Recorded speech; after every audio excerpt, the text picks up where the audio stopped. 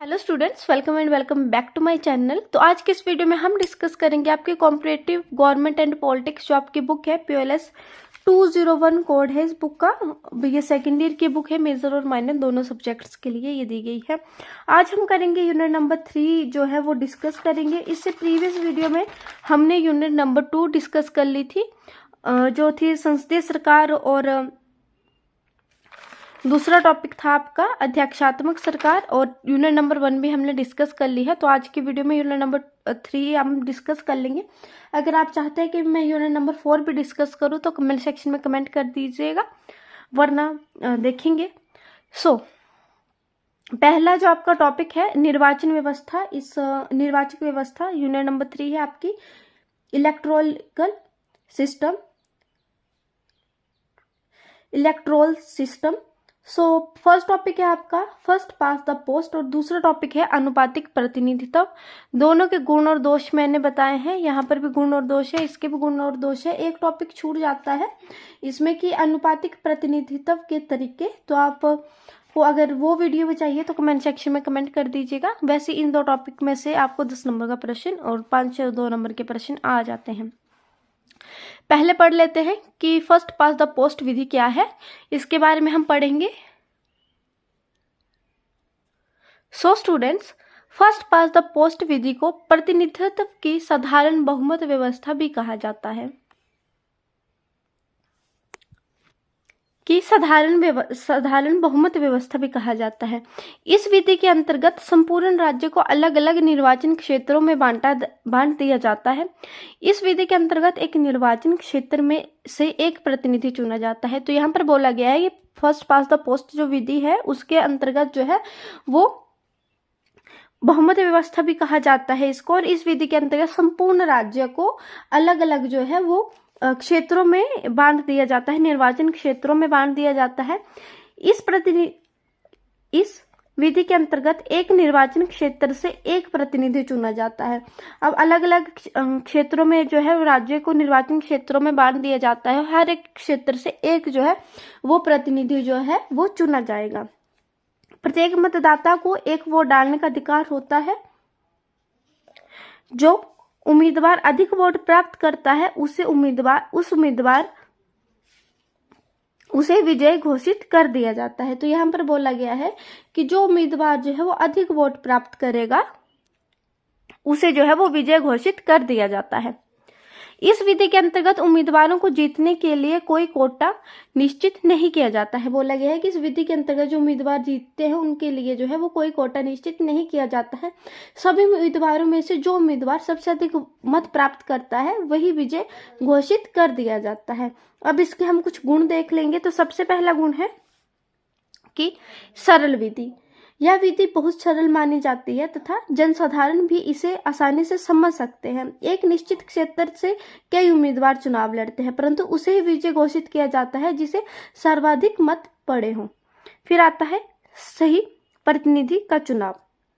दूसरा गुण है कि इस विधि के अंतर्गत सही प्रतिनिधि का चुनाव होता है। एक सदस्य चुनाव क्षेत्र अधिक बड़े नहीं होते तथा उम्मीदवार भी सामान्यतः उसी क्षेत्र से संबंधित होता है, इसलिए मतदाताओं को उनके कामकाज और उनकी योजनाओं की जानकारी होती है, जिससे उनके चुनाव में आसानी रहती है। अब दोष देख लेते हैं दो। पहला दोष है सभी दलों को उचित प्रतिनिधित्व नहीं मिलता।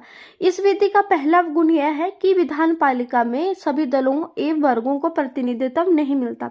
मतदाताओं के बीच जो दल अधिक लोकप्रिय है उसे ही अधिक सीटें प्राप्त होती हैं। अधिक सीटें मिलने के कारण प्रायः कई बहुमत प्राप्त दल तानाशाहीपूर्ण ढंग से कार्य करने लगते हैं। अब स्टूडेंट्स मैं आपको बताती हूँ कि जो फर्स्ट पास द पोस्ट जो विधि है आप उसको कैसे इजीली समझ सकते हो। आप जो है वो कोई भी चीज़ अगर आप समझना चाहते हो तो उसका सबसे अच्छा जो तरीका होता है कि आप उसको अपने डेली जो आपकी लाइफ है, जो आप अपनी लाइफ में देखते हो, या फिर जो आपने अपने लाइफ में अपने भी चुनाव की देखे होंगे प्रणाली भारत में या हिमाचल में, तो आपको पता होगा कि कैसे कार्य करती है। तो उससे रिलेट कर आप जो है वो लिखेंगे। दूसरा पॉइंट आ जाता है वोटों का व्यर्थ होना। इस विधि का एक अवगुण यह है कि इसमें कई वोट व्यर्थ हो जाते हैं क्योंकि हारे हुए उम्मीदवार के वोटों का कोई महत्व नहीं रह जाता। अब तीसरा गुण आ जाता है मतदाताओं एवं प्रतिनिधियों में संबंध बना रहता है। बोला गया है कि इसके अंतर्गत चुनाव के पश्चात भी मतदाताओं प्रतिनिधियों में संबंध बना रहता है। निर्वाचन क्षेत्र छोटे होने के कारण प्रतिनिधि मतदाताओं से व्यक्तिगत संबंध बनाए रखते हैं तथा मतदाताओं की समस्या को आसानी से तथा तेजी से हल कर देते हैं। यहाँ पर दोष में बोला गया है कि कई बार केवल कुछ वोट प्राप्त करने वाला उम्मीदवार जीत जाता है। इस विधि के अंतर्गत एक अवगुण यह भी है कि कई बार केवल कुछ प्रतिशत वोट प्राप्त करने वाला उम्मीदवार भी चुनाव जीत जाता। उदाहरण के लिए यदि 8 उम्मीदवार चुनाव लड़ रहे हैं, ठीक है, 8 उम्मीदवार चुनाव लड़ रहे हैं और एक उम्मीदवार को केवल 25% वोट प्राप्त करता है तथा बाकी उम्मीदवार उससे कम वोट प्राप्त करते हैं, तो 25% वोट प्राप्त करने वाले को विजय घोषित कर दिया जाता है उम्मीदवार। इसका अर्थ यह हुआ कि निर्वाचन क्षेत्र का केवल 25% वोट प्राप्त करने वाला उम्मीदवार चुनाव जीत रहा है। यह तत्व प्रजातांत्रिक सिद्धांतों से मेल नहीं खाता है। फिर आता है आपका नेक्स्ट पॉइंट, प्रतिनिधियों का उत्तरदायित्व। यह विधि का एक गुण यह है कि इस विधि के अंतर्गत प्रतिनिधियों का जो है वो उत्तरदायित्व निश्चित करना आसान होता है। प्रतिनिधियों को भी अपनी जिम्मेवारी का अनुभव होता है। उन्हें पता होता है कि यदि उन्होंने ठीक ढंग से काम किया तो अगले चुनाव में भी मतदाता उन्हें ही चुनेंगे। नेक्स्ट आ जाता है लास्ट आपका स्थायी हितों का प्रतिनिधित्व। तो इस विधि के अंतर्गत स्थायी हितों का प्रतिनिधित्व बना रहता है। प्रत्येक प्रतिनिधि अपने क्षेत्र की समस्याओं एवं मांगों को विधानपालिका में उठाता है। यहाँ पर आता है सत्ताधारी दल अनावश्यक लाभ प्राप्त करने का प्रयास करता है। आपने ऊपर भी पढ़ा कि जो उपचुनावों में सत्ताधारी दल मतदाताओं को अपने पक्ष में प्रभावित करने का जो है वो प्रयास करता है। नेक्स्ट है निर्वाचन क्षेत्र में परिवर्तन। इस विधि का एक अवगुण यह है कि सत्ताधारी दल कई बार निर्वाचन क्षेत्रों को इस प्रकार निर्धारित करता है ताकि उसे अधिक से अधिक लाभ हो। जब कोई दूसरा चुनाव जीत कर आता है तो वह भी इस प्रकार की व्यवस्था करता है। इस प्रकार निर्वाचन क्षेत्रों में परिवर्तन होता रहता है। भ्रष्टाचार बढ़ जाता है बोला गया है क्योंकि जो है जो सत्ताधारी दल है उसकी तानाशाही जो है देखने को मिलती है। तो ये थे इसके गुण और दोष और ये था फर्स्ट पास द पोस्ट विधि। आप स्क्रीनशॉट ले सकते हैं। अब हम देखेंगे आपका अनुपातिक प्रतिनिधित्व। यह एक ऐसी चुनाव प्रणाली है जिसके अंतर्गत जनता के हर वर्गीय दल को विधानमंडल में उतना ही प्रतिनिधित्व मिलता है जितना उनके समर्थकों को अनुपात होता है। एक वर्गीय दल के पीछे जितना प्रतिशत मतदाता होंगे उसे विधानमंडल में उतनी ही प्रतिशत जो है वो सीटें प्राप्त होती हैं। तो इसके कुछ साथ ही साथ जो है वो हम इसके 3 लक्षण जो है वो यहाँ पर दिए गए हैं। सबसे पहला है आपका वोट की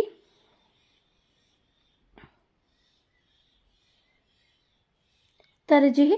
तो बोला गया है हर मतदाता के पास केवल एक ही वोट होता है परंतु पर्चा पर उसे वोट के लिए विभिन्न विभिन्न उम्मीदवारों के प्रति अपनी तरजीह या पसंद को अंकित करना होता है। जैसे कि प्रथम, द्वितीय और तृतीय आदि में आपको दी गई होती है पसंद, वैसे ही।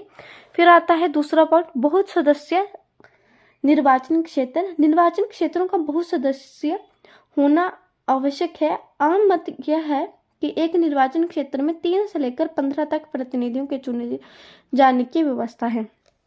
नेक्स्ट है वोटों की निश्चित संख्या। चुनाव में विजयी होने के लिए उम्मीदवार को वोटों की एक निश्चित संख्या प्राप्त करनी होती है। इस संख्या को निर्धारित करने के लिए विभिन्न नियम जो है वो प्रचलित किए जाते हैं। अब हम इसके कुछ गुण और दोषों के बारे में भी पढ़ेंगे। तो इसके जो पहला गुण है वो है कि प्रत्येक वर्ग को उचित प्रतिनिधित्व। सबसे पहला गुण बोला गया है कि प्रत्येक वर्ग को जो है वो उचित प्रतिनिधित्व जो है वो दिया जाता है। तो जो आपकी अनुपातिक प्रतिनिधित्व प्रणाली है, इस प्रणाली के अनुसार समाज का कोई वर्ग या देश का कोई भी दल प्रतिनिधित्व के से वंचित नहीं रह जाता है। और यह दोष में बोला गया है कि यह प्रणाली बहुत जटिल है। अनुपातिक प्रतिनिधित्व जो है प्रणाली को जो है वो जटिल माना गया है। फिर आता है अल्पसंख्यकों के हितों की रक्षा। अब अल्पसंख्यकों के हितों की रक्षा कैसे होगी? अनुपातिक प्रतिनिधित्व प्रणाली से अल्पसंख्यकों के प्रतिनिधित्व प्राप्त हो जाता है, जिससे उनके हितों की जो है वो रक्षा होती है। राष्ट्रीय एकता के विरुद्ध दोष आता है इसका। एक राजनीतिक दल की निरंकुशता स्थापित नहीं होती। दोष आता है राजनीतिक दलों का अधिक महत्व। गुण है थोड़ी सी वोटों से जीतना असंभव। मतदाताओं को प्रतिनिधियों को चुनने में व्यापक सुविधा मिलती है। कोई भी वोट व्यर्थ नहीं जाता। योग्य व्यक्तियों का अधिक संख्या में निर्वाचन। लोकतांत्रिक सिद्धांतों पर आधारित राजनीतिक शिक्षा तथा विधानमंडल का असली दर्पण। तो इसके जो है वो यहाँ पर 10 गुण बताए गए हैं और यहाँ पर बोला गया है कि जो अनुपातिक प्रतिनिधित्व जो प्रणाली है, आपको अल्पसंख्यकों के हितों की रक्षा के बारे में बता दिया गया कि इसके द्वारा जो है वो अल्पसंख्यकों के जो है वो हितों की रक्षा होती है। फिर आपका नेक्स्ट पॉइंट आता है, एक राजनीतिक दल की निरंकुशता स्थापित नहीं होती। इस प्रणाली के अंतर्गत जो है वो स्पष्ट बहुमत प्राप्त नहीं होता। इस प्रणाली के अधीन वोटें अनुपात के अनुसार विभिन्न दलों में जो है वो बांट दी जाती हैं और कोई भी दल अपने अनुपात से अधिक सीटें प्राप्त नहीं कर सकता। जिन देशों में इस प्रणाली को अपनाया जाता है वहां प्रायः किसी एक दल के हाथों संपूर्ण बहुमत जो है वो प्राप्त नहीं होता। विधानमंडल में लगभग सभी दलों को कुछ ना कुछ सीटें तो प्राप्त हो जाती हैं और कोई एक दल जो है अपनी निरंकुशता स्थापित नहीं कर सकता। थोड़ी सी वोटों से जीतना असंभव। तो बोला गया है कि अन्य प्रणाली के अंतर्गत यह संभव है कि कोई उम्मीदवार वोटों का बहुमत प्राप्त किए बिना चुना जाए, परंतु अनुपातिक प्रतिनिधित्व के अंतर्गत हर सफल उम्मीदवार को वोटों के एक निश्चित संख्या प्राप्त करना अनिवार्य होता है। नेक्स्ट आता है मतदाताओं के प्रतिनिधियों को चुनने में व्यापक सुविधा मिलती है। फिर आता है कोई भी वोट जो है वो व्यर्थ नहीं होता है, क्योंकि जो अनुपातिक प्रतिनिधित्व प्रणाली है उसमें जो है वो बोला जाता है कि कोई भी जो है वो वोट व्यर्थ नहीं होगा। और वोट व्यर्थ क्यों नहीं होगा ये आप कमेंट सेक्शन में मेरे को कमेंट करके बताएंगे कि आपको समझ आ रहा है कि क्या है अनुपातिक प्रतिनिधित्व प्रणाली। बट एक आपको परिभाषा बता देती हूँ कि इस प्रणाली में कोई भी मत व्यर्थ नहीं जाता और प्रत्येक मतदाता को संसद में अपना प्रतिनिधित्व भेजने का अवसर मिलता है। लॉर्ड एक्टन ने यह परिभाषा दी है इसके प्रति। फिर आता है योग्य व्यक्तियों का अधिक संख्या में निर्वाचन। इस प्रणाली के अंतर्गत एक निर्वाचन क्षेत्र में से कई व्यक्तियों के एक साथ चुनाव लड़ सकते हैं और इस प्रकार मतदाता एक साथ एक से अधिक योग्य व्यक्तियों को चुनकर भेज सकते हैं। लोकतांत्रिक सिद्धांतों पर आधारित है, क्योंकि अच्छा लोकतंत्र उसी को कहा जाता है जिसमें प्रत्येक वर्ग एवं जाति को उचित प्रतिनिधित्व प्राप्त हो। इस प्रणाली में हर वर्ग एवं जाति को उचित प्रतिनिधित्व प्रदान किया जाता है। राजनीतिक शिक्षा मिलती है, क्योंकि मतदाता न केवल मतदान करते हैं बल्कि वे इस बात का भी निर्णय लेते हैं कि किस उम्मीदवार अथवा राजनीतिक दल को नीतियों एवं कार्यक्रमों की प्राथमिकता दी जाए। लास्ट है विधानमंडल जनता का असली दर्पण। दोष देख लेते हैं। उत्तरदायित्व का अभाव। तो यह बोला गया है कि इस प्रणाली के अधीन निर्वाचन क्षेत्र बहुत सदस्य होते हैं और एक क्षेत्र में आपको 4th पॉइंट है कई प्रतिनिधि होते हैं। चूंकि एक क्षेत्र का प्रतिनिधि निश्चित नहीं होता, इसलिए प्रतिनिधियों में उम्मीदवार उत्तरदायित्व की भावना पैदा नहीं होती। उससे अगला है मतदाताओं को प्रतिनिधि में संपर्क का अभाव, क्योंकि चुनाव क्षेत्र बड़े होते हैं जिस कारण मतदाताओं को उम्मीदवारों की पूरी जानकारी प्राप्त नहीं होती और उनमें घनिष्ठ संबंध नहीं होते हैं। परिणाम स्वरूप यह निकलता है कि प्रतिनिधियों में आम जनता, आम लोगों के साथ संपर्क नहीं हो पाता। नेक्स्ट है आपका मतदाताओं की पसंद सीमित हो जाती है, क्योंकि कई बार मतदाताओं को पसंद का व्यक्ति नहीं चुना जाता। मान लो एक मतदाता की किसी सूची में 4थे नंबर पर लिखे हुए उम्मीदवार के कारण अपना मत उस सूची के पक्ष में डाला, परंतु उस सूची के हिस्से केवल 2 सीटें आई, तो ऐसी दशा में उस मतदाता को पसंद अर्थहीन हो जाती है। फिर नेक्स्ट आता है सरकार की अस्थिरता, उपचुनावों में कठिनाई और विकासशील देशों के लिए उचित प्रणाली। तो ये थे आपके फर्स्ट पास द पोस्ट विधि के गुण और दोष और अनुपातिक प्रतिनिधित्व प्रणाली के गुण और दोष। अगर आपके लिए मेरी वीडियो थोड़ी भी हेल्पफुल रहती है तो वीडियो को लाइक, चैनल को सब्सक्राइब और अपने फ्रेंड के साथ शेयर करना ना भूलें। Thank you for watching. और वीडियो को ज़्यादा से ज़्यादा प्लीज़ शेयर करके जाइएगा। और आपको इन 2 टॉपिक में से फर्स्ट पास द पोस्ट या अनुपातिक प्रतिनिधित्व प्रणाली में से कोई एक टॉपिक जो है वो अच्छे से कवर करना होता है। Thank you for watching.